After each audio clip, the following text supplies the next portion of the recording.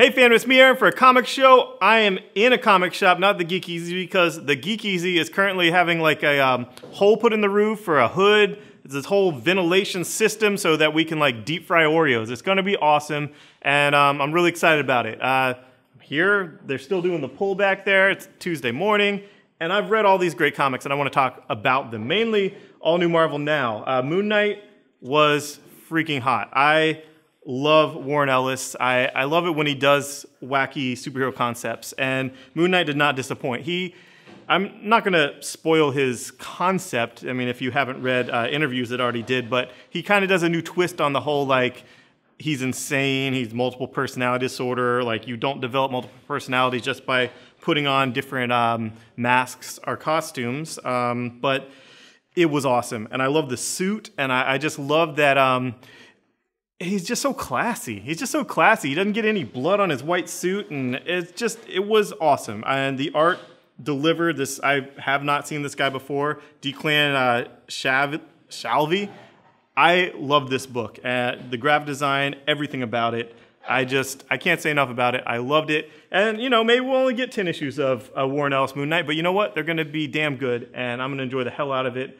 And, you know, it's great. I can't say enough about it. If you like Warren Ellis, you will not be disappointed. So don't let the fact that Warren Ellis didn't continue other things you liked steer you away from it. You'll enjoy this. The first issue was densely plotted, and I thoroughly enjoyed it. Bunn is on Magneto.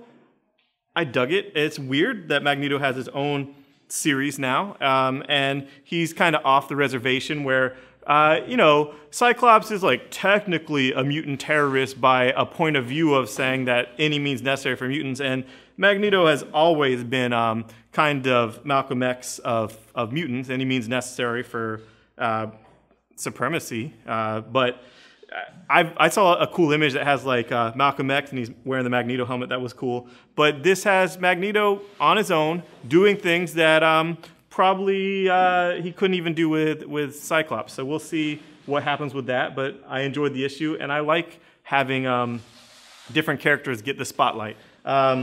Wolverine the X-Men #1. This is all new #1 by Jason Latour, and this is continuing after the graduation. You know, they had a whole school year apparently. I don't know how that works with Marvel time, but Quentin is almost the main character in this. It's almost him as, you know, he's going to be the Phoenix at some point, and I thoroughly enjoyed it. I liked Quentin, and I like Fantomex, and since they both seem like the main characters in here, I'm happy with it. I enjoyed this issue, and I'm happy that it's continuing.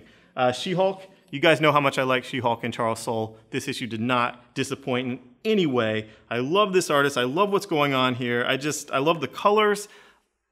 Guest stars already. You got Hellcat, and very fun issue. Very, very dense. You know, I'm saying that again. Charles Soule, he's the man. He delivered in that. And the teaser at the end for what issue 3 is something he's already let out of the bag. If you've seen the cover, you can pretty much guess. The cover is Dr. Doom, but that's not the actual spoiler.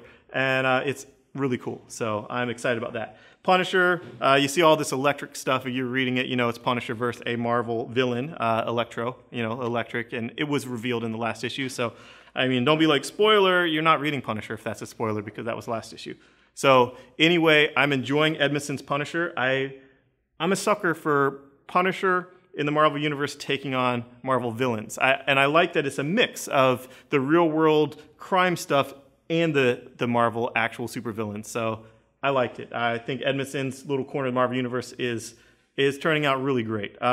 Loki, Agent of Asgard. If you like the first issue, you'll like the second issue. I like the second issue a little more. The first issue was kind of jarring because, you know, I was used to Loki this way in Journey of the Mystery and Young Avengers, and it was a little different, but it still has its own kind of total wacky, mischievous, all that craziness. And it starts out with speed dating, which was pretty cool. And Loki has his ultimate counterpoint in a female to date, possibly. And I enjoyed it. I'm digging it. And the first issue, I was like, on the fence. This issue, give me more Loki. New Warriors by Yost, who I do like in a lot of stuff. I'm just not feeling New Warriors yet. There's too many characters, too much crazy stuff going on. I like Speedball, always like Speedball. But all this stuff with the high evolutionary and the Eternals and then humans and the mutants and the powered people and all this stuff, it's just I'm just not, I don't know. Give me something with Warren Ellis. Give me simple Warren Ellis. But anyway, that's the joke. Warren Ellis is very complicated. But the New Warriors, I don't know. I just want teenage heroes screwing around. Whatever. I want it more like the Teen Titans, I guess. Or not this Teen Titans, but Jeff Johns' Teen Titans. I want all teenage books like Jeff Johns' Teen Titans, basically. So, oh well. Green Lantern, Vendetti.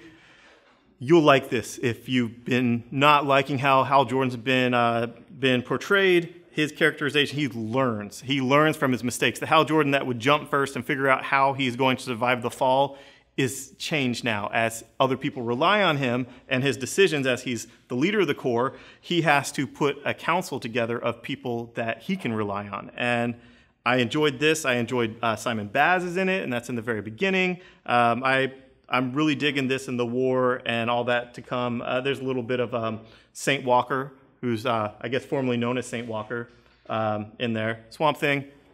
I love this book. If you are reading it, you love it too. It's great. I just can't. It's so good. I just love what he did with the past avatars and bringing them into the world as regular people, and I'm digging it. This is very weird. It's the Batman Superman Annual #1. It's extra size. Jay Lee's back, and the Jay Lee stuff is just beautiful. Kenneth Rocafort does half of it, and his stuff I think is some of his best work in here. It blends nicely with Jay Lee in the front, and it's basically the whole families, the Superman family, the Batman family, all together fighting a big bad. Does that excite you? It excited me. I fanboy out to some things like that, and Greg Pak can and did pull it off. It was a very fun issue.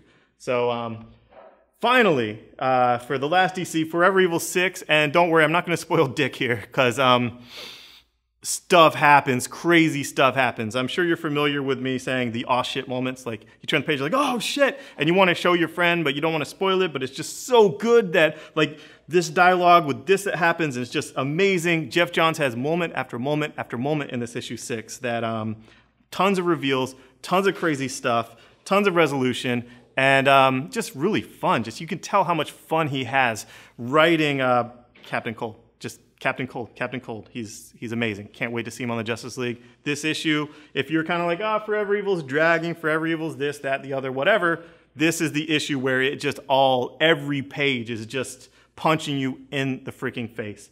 I loved it. Moving on, Trillium. This is the penultimate issue. There's still the crazy flipping everything around while you're reading it, and love it. Love the love story. Has my type of thing of, I like romantic stories that involve sci-fi elements. I just, I don't care. I like the Lake House, Give me a break. I really enjoyed Trillium. Jeff Lemire kills it with the mix of the heart stuff, the emotional stuff with the sci-fi and fantastical elements. He's done that in a lot of his work, and I truly love it in Trillium. It's truly come together with that sci-fi romance. The GOAT, Quantum and Woody, you guys know, is my favorite Valiant book now. It's just hilarious. I understand humor is subjective, and I understand that I like lowbrow cliched things, so, whatever. This was fun. You can get this single issue, issue 0, the origin of the GOAT, and get your GOAT. They use that joke on the very first page. It's obligatory.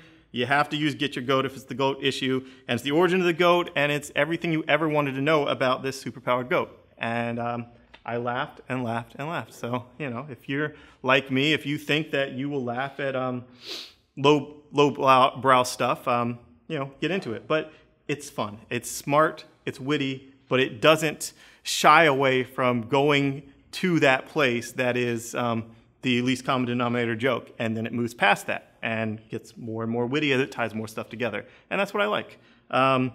Jupiter's Legacy #4 came out. Mark Millar. 3 was so long ago, and it was so crazy with just crazy action, death craziness. I'm not saying who dies or whatever. If for some reason you haven't read it for months and months and months, this picks up there, and I am enjoying it, but it's been so long that I think I need to sit down and read all of them together. Starlight. This is the first part of Mark Millar's shared universe. You know, he's doing Hollywood stuff now, and Hollywood's all about shared universes now with Marvel and DC. So he's doing a shared universe. And this Starlight is essentially Flash Gordon. It's essentially Flash Gordon. You know, like where is he now? Where has he been? What the hell? He was huge way back in the day, and now no one even knows about Flash Gordon. Originally, he had the blonde hair, and then for some reason, you know, legal, whatever, they changed his hair to black. But I like this book. I just like washed up characters. I like when Mark Millar, I guess he's going through his midlife crisis or middle age, whatever, and he's dealing with it like Old Man Logan and now Old Man Flash Gordon. And does this old man have what it takes to kick ass again in space? He kicked ass before, he came back, everyone thought he was crazy. He's been washed up. Does he have what it takes to continue to kick ass? And does Mark Millar have what it takes to continue to kick ass writing comics? Or was kick ass just a fluke and he really doesn't have much to say? Find out in the pages of Starlight.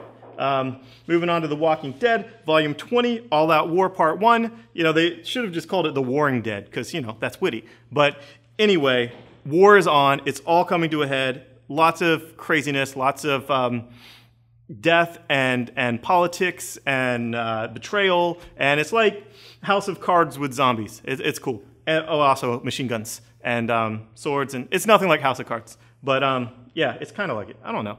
I'm really enjoying this. I like that everything's coming to a head on it, and I like that dude's probably going to get what he deserves. So, yeah. And if you want a story that is creepy and beautifully drawn, Afterlife with Archie has the 4th issue out, and this is just, it's just brilliant. It is freaking brilliant. It's won so many awards and so many best of lists. It's actually Archie. It's not changing the names. Like, even the dogs are the names of the dogs. And even the dogs are zombies. Like, it's ridiculous. And Francesco Francavilla drew it so well, so creepy, so much atmosphere with his color palette and even the lettering and the sound effects, and just it's just crazy how much how more scary it is than Walking Dead. Walking Dead is like this soap opera drama with violence, and this is actually like horror, creepy.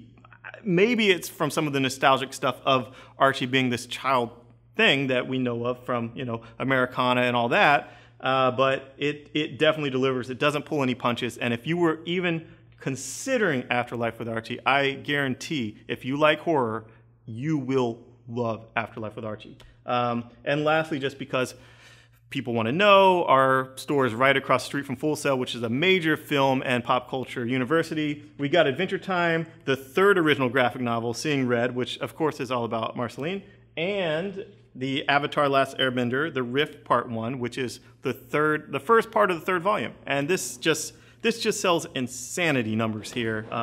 People love Avatar and people want more of Avatar, and that's it. So, and I just love how pop culture things can continue in comics in ways that people really want to have it. So, like Serenity last week. So that's the comics this week. Hope you find something you enjoy. Thanks, bye-bye.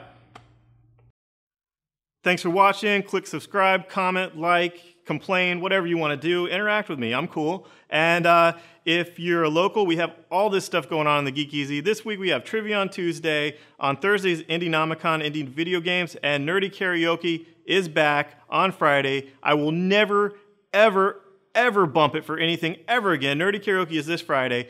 And watch some of our companion videos. There's Bat Time with Eric, and Nerdy Show Live is up, and I'm in it. So watch it for me, or watch it for them. Watch it for me. Thanks, bye-bye.